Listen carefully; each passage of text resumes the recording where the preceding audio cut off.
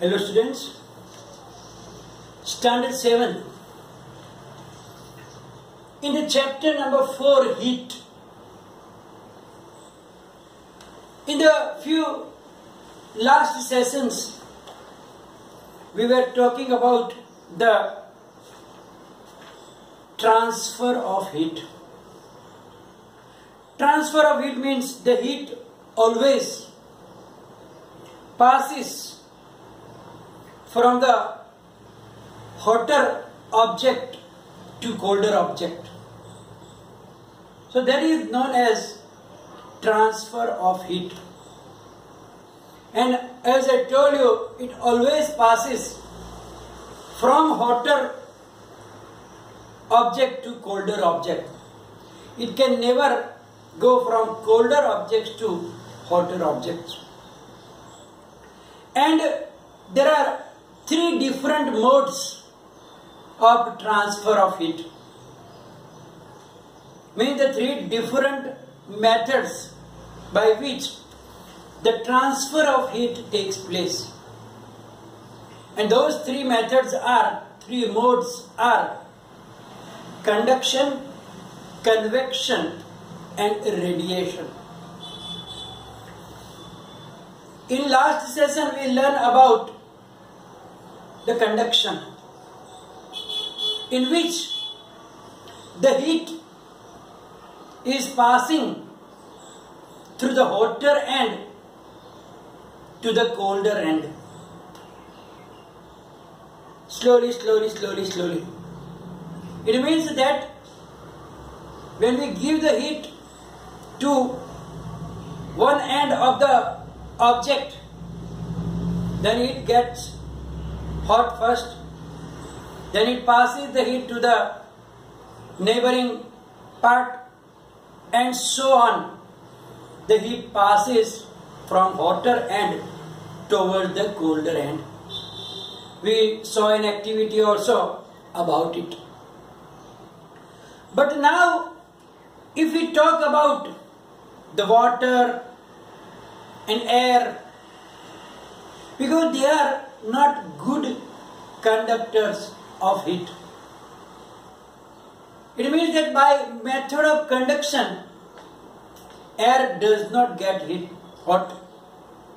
And water also is a bad conductor of heat.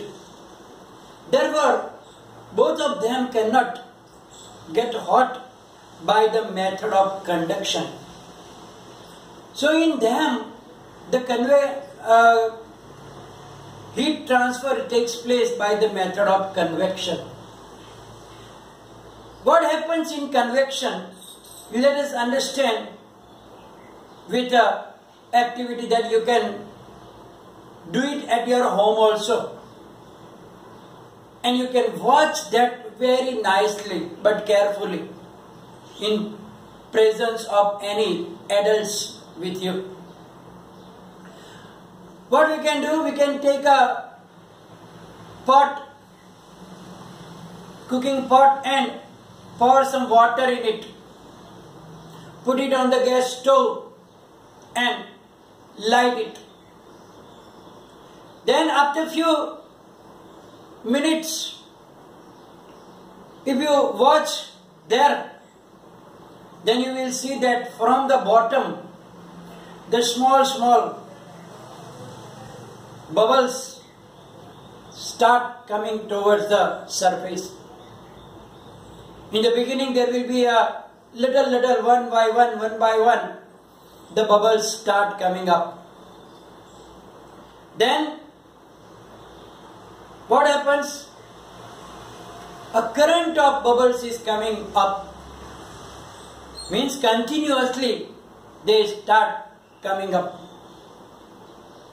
And then when the water starts boiling, there is lots of ups and downs of the currents of water takes place. So here what happens? And if you will put some crystals of potassium permanganate, then these currents you can see very properly because of that color. But otherwise also, without potassium permanganate crystals also, you will be able to see this phenomena. So here we can see that convection is the process of transformation of heat in fluids. Fluids means both liquids and gases. Both together they are known as fluids because they can flow. So convection is the process of transformation of heat in fluids in which the molecules move in the definite currents carrying heat with them. So they do not pass the heat, but they get hot, take the heat along with them and move away. And in that place, the colder molecules takes place of them. Because when they are getting hot, they are becoming lighter in weight. And therefore, the water first at the bottom start getting hot. They will take the heat and because of that they will be light in weight. So they start coming on the top in the form of that bubbles. And then other colder water from the top goes down. Then again that water getting hot and it start coming up. It means that from the bottom the water molecules take the heat along with them, and as a current, water current, they come toward the top and so on. This will take place until all the water becomes hot. Until that time, this process will continue. So that is known as the convection of heat. The water and air are the poor conductors of heat, and therefore they will transfer the heat by this method of convection. So in convection, the molecules themselves move from one place to another, carrying heat energy with them. So you will understand here that what is the difference between conduction and convection.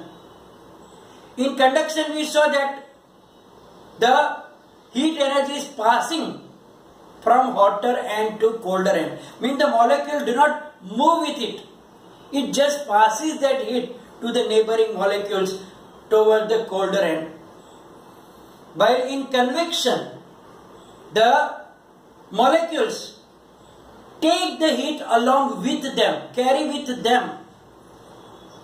They do not pass it. They take the heat with them, and in their place the colder molecules come to the bottom, and then one by one they also carry the heat from their place and move from one place to the another place. Now according to this method of convection, the people living in the coastal areas means who are living near the sea, then they experience some interesting phenomena like land breeze and sea breeze. They are having the experience of phenomena like sea breeze and land breeze. So we will understand now what is sea breeze and what is the land breeze. Sea breeze, the flow of cool air from the sea toward the land to replace the hot air on the land is called sea breeze. Actually, what happens in sea breeze and the land breeze? So what happens during the daytime? What happens? During the daytime, the land gets heated faster than the water. The soil will get faster hot than the water. So what happens? The air over the land becomes hot very quickly, and so they will move toward the sea. Right? They becomes hotter and rises up. The cooler air from the sea rushes in toward the land to take its place. So first the air over the land will get hotter first, because the soil will get hotter first, then the land, the water. So what happens? The air on the land, on the soil, will become hot first. So they will become light and they rise up. And to take place of that place, the air, the cold air from the sea runs towards the land. And it takes place there. So the warm air from the land moves toward the sea to complete the cycle. So the air from the sea is called the sea breeze. So during the daytime, the breeze is coming from sea toward the land. Why? Because as I told you, the land becomes hot faster than the water. So the air on the land is rising up because they are getting hot, so light. So to take the place of that empty place, the air currents coming from the sea toward the land. So that is known as the sea breeze. And this phenomena takes place during the daytime. While in the night time, there is some different phenomena. So what happens night time? The water and the land are hot, but now what happens? The water cools down more slowly than the land. Means land is becoming cold very faster also than the water. So what happens? The air from the land toward the sea, because at the sea, what happens? The air is hotter, so it rising up. And so the cool air from the land moves toward the sea. So there is totally reverse experiment is there. So they will experience the totally reverse phenomena during the night time, and that is known as the land breeze. So in coastal regions, the currents of air flow from the cooler land toward the warmer sea during the night time, and that is known as the land breeze. You can see the pictures of that thing also. Here daytime what happens, and here the night time what happens. So daytime what happens? The air from sea toward the land rushing down, because the land is becoming hotter first and then the water will become hot. So that rise is up, the air from the land is going up, and to fill that place, the cool air from the sea rushes toward the land, and that is known as sea breeze. And during night time, what happens? The land becomes cooler very quickly than the water. So what happens? The air over the water is hotter, so it rises up. And then to take place of that empty place, the cool air from the land rushes toward the sea. So that is known as the land breeze. So during the daytime, the sea breeze, and during the night time, they feel the land breeze. So these phenomena are also because of the convection takes place. So convection takes place in the fluids. Fluids means liquid and gases, because they are very bad conductor of heat. They do not allow to pass the heat through them. Therefore, they have the transfer of heat takes place by the other method, in which, as I told you, it is convection, in which they do not pass the heat, but they carry the heat energy along with them, and they move from one place to another place, and that place is empty. The cold water or the air rushes toward that place, and thus the transfer of heat takes place. So this is the method of convection. In the next session, we will learn about the method of the radiation. So, we are going to stop today's session. It will be followed by some PDF file in which you will see this one and more, maybe pictures and some question answers also you will write down in your notebook.